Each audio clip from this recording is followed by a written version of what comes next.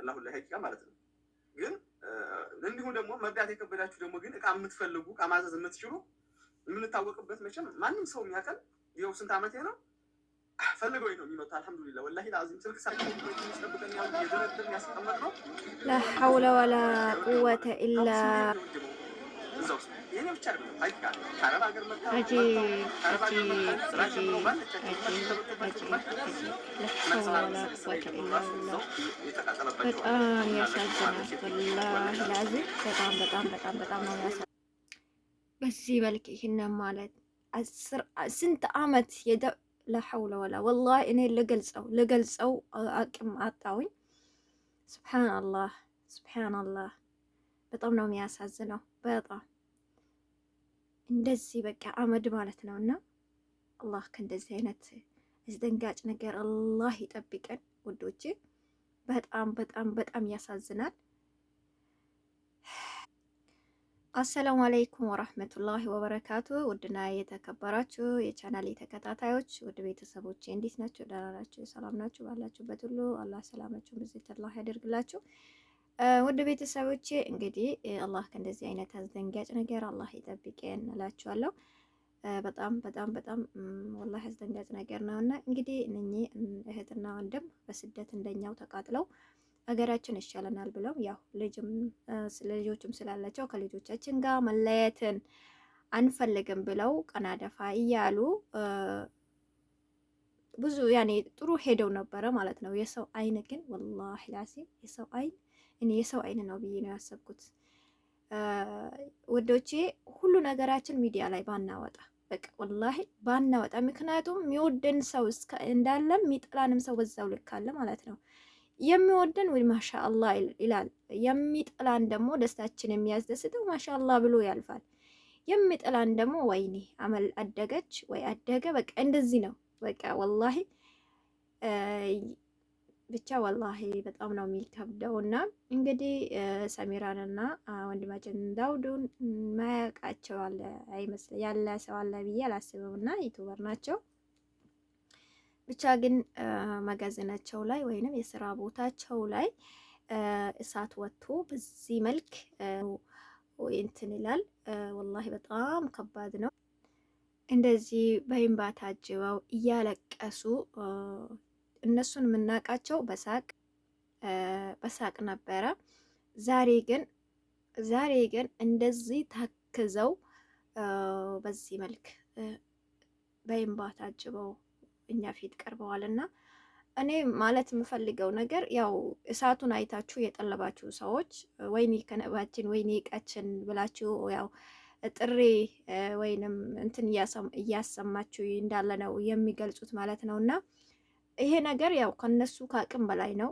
ማንም ሊፈርድባቸው ፍርድ ቤት ብታቀርቧቸው ምንም ብታቀርቧቸው በአላህ ዘንድም ቢሆን ምንም ብታረጉ ምንም ያኔ እንትን የምትሉ ነገር የለም። ምክንያቱም እኔ እንጃ እስካሁን ድረስ ሁሉም ሚዲያ ላይ የሚሰሩ ነጋዴዎች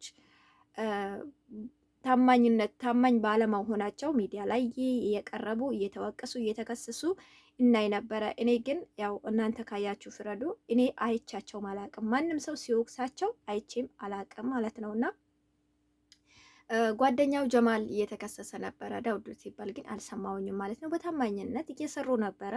ብቻ ያው የአላህ ውሳኔ ሆኖ ይሄ ነገር ደርሶበታልና እቃ ያላችሁ ሰዎች በቃ እቃችሁን እናንተ ሰርታችሁ የመዳም ያው የሰው ሀገር ናችሁ፣ ምንም ማድረግ አትችሉም አሁን ማለት ነውና ያው እሱን የሚጎዳ ነገር ባትናገሩ። ምክንያቱም ያው የእናንተ ብር ብቻ አይደለም ከስደት ለፍቶ ጥሩ እንደዚህ አመድ ነው የሆነ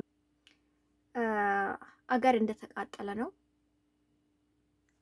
አሁን በዚህ እንደዚህ አገር እንደተቃጠለ ነው። እቃ ሁሉም ምንም ነገር እቃ የለም እንደምታዩት ነውና ያው በጣም ያኔ ያው ይቃጠላል። ያው ያኔ ሱብሃንአላህ ግን ደግሞ የነሱን ስነ ልቦና መጉዳቱ ተገቢ ነው ብዬ አላስብም ማለት ነውና አላህ ይጠብቀን። በጣም አስደንጋጭ ክስተት ነው የተከሰተው። በጣም እንግዲህ ለሐውለ ወላ ቁወተ ኢላ ቢላህ እሱም እንዳለው የብዙ ሰው እቃ ተቀብያለሁ አለ፣ የብዙ ሰው ጠለባት ተቀብያለሁ አለ። ግን ያው የሁላችንም ነው። የኔ ብር የሆነ ቦታ ሄዶ ቢጠፋ እኔ ራሴም መመርመሪያ አለብኝ ማለት ነው። ምክንያቱም በቃ ያኔ ያ ነገር ለኔ ጥሩ አይደለም ነበረ። ያ ነገር በቃ ልናገናዝብ ይገባል። እነሱን እቃ የጠለባችሁ ባታጨናንቃችሁ ባይነኝና እና እቃም ያልጠለባችሁ ደግሞ እኛ ቻናላቸውን ገብተን በማበረታታት የተቻለንን በማድረግ እነኝን ባለትዳሮች እህታችን ወንድማችንን እባካችሁ ብናቁማቸው እንባቸውን ብናብስላቸው ባይነኝና ቪዲዮውን ደግሞ ሼር በማድረግ ለሁሉም ሰው በጣም ወላሂ ስደት ላይ ጠረው ግረው ተቃጥለው አገር ገብተው እንደገና ኑሮን አዲስ ብለው ጀምረው በዚህ መልክ እንደገና ተሰብሮ ስናያቸው በጣም ነው የሚያሳዝነው። በጣም ወላሂ እኔ እንጃ በጣም ነው ያሳዘኑኝ። በተለይ ወንድ ልጅ ሲያለቅስ ምንም በላይ ደግሞ የከፋንበት ምክንያት የራሳችን ገንዘብ ቢሆን ችግር የለው ነው። ዛሬ ራሱ ሲደውሉ ነው ያሉት። እኔ ቪዲዮውን ታዩት በጀማል ተላቋል። ያው በቲክቶክ ቢሆን ብዙ ሰው ያየው ነበረ። ዩቲዩብ ላይ ደግሞ ብዙ ሰው ስለማይገባ አላየውም። እና መጅልስ እየጠየቃችሁ ነው። መጅልሳችሁ የመጣ ሰዎች በሙሉ ተቃጥሎብናል።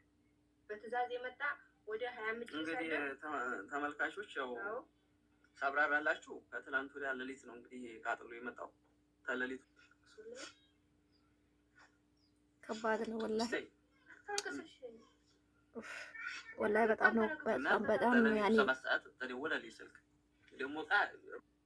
ወላሂ በጣም ውስጥ ነካል። ያኔ እኛ ራሳችን ብንሆን ያኔ እኛ በዛም ቦታ ሆነን እኛ ራሳችን እናስበው። ይሁት እኮ ምንም እኮ የተረፈ ነገር የለም ምንም ማለት ነውና በጣም ከባድ ነው። አላህ እንግዲህ በሌላ ነገር አላህ ይበሽራቸው። ብቻ ግን ያው እኛ እናውቀውም እንጂ ሀብት ንብረታቸውን እንደዚህ ሲወድሙ ወይ ለራሳችን የመጣው ነገር ሊሆን ይችላል። እባካችሁ በተቻላችሁ አቅም እነኝን እህታችን ወንድማችንን እናቁማቸው። የተቻለንን ሁሉ እናርግ። ቢያንስ ቻሌንጅ ይከፈትላቸው። እኔ በጣም ነው ያሳዘኑኝ በጣም ማለት ነውና ብቻ ወላሂ ምን እንደምል አላውቅም። ከባድ ነው በጣም እንግዲህ የምናያቸው እየሳቁ እየተጫወቱ ነውና ሁሌ የምናያቸው ደስታችንን አገር ገብተን ደግሞ አሪፍ ምክር ይመክሩናል። አገር ገብተን እንደምንኖር ለመዳም ቅመሞች እኔ እንጃ ወላሂ አንድም መጥፎ ነገር አላገኘውባቸውም ማለት ነውና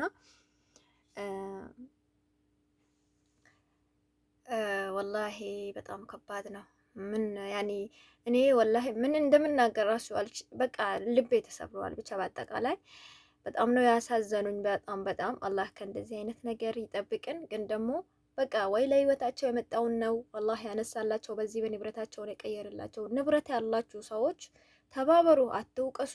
እነሱም አዝነዋል፣ ተሰብረዋል፣ እንደገና ነው የወደቁት። አላህ እንደሚያነሳቸው እኛ ከጎናቸው ልንሆን ይገባል እንጂ ወይኔ ከነባቸው እንደውላችሁ ቀጥታ ከነቤ ይሄ እንደተቃጠለ እያወቃችሁ ከነባችን ብላችሁ እቃችን ብላችሁ የሚጠይቁ ሰዎች እኔ ጤነኛ ናቸው ብዬ አላስብም። እየተቃጠለ እሳት ላይ ካያችሁት እንግዲህ እንደዚህ አይነት እሳት እየተቃጠለ እቃ ይተርፋል ብላችሁ መጠየቃችሁ ራሱ እኔ አንዳንዴ ያው ግራ ያስገባል። እርግጠኛ ነኝ ብራችሁ ሊያሳዝናችሁ እንዴት ሆናችሁ እንደምታገኙት ያው ሁላችንም እናውቃለንና ግን ደግሞ ያው እነሱንም መረዳት አለብን። አያችሁ ምንም አይነት ነገር እኮ የተረፈ ነገር የለም ምንም ማለት ነውና እንዳለ አመድ ነው የሆነው። አላህ ከእንደዚህ አይነት ቅጣት አላህ ይጠብቀን፣ ከእንደዚህ አይነት አስደንጋጭ ነገር አላህ ይጠብቀን። ለነሱ ደግሞ አላህ እንግዲህ ያልታሰበ ርስቅ ይስጣቸው። ያው እኛ እንትን አንልም እንጂ በቃ ያው ህይወት ይቀጥላል። ግን እነሱ እንዳይሰበሩ ማድረግ ነው እንጂ ወላሂ ብራችሁ ቢያንስ ግፋ ቢል ወይ 100,000 ነው በቃ ምንም ይሁን ምንም የነሱ ጥፋት አይደለም እዚህ ጋር ማለት ነውና ልትረዷቸው ይገባል እላችኋለሁ። እንግዲህ አላህ ያጠንክራቸው። የመዳም ቅመሞች እህት ወንድሞቼ ከጎናቸው ልንቆም ይገባል ባይ ነኝ። ቪዲዮውን ሼር አድርጉ።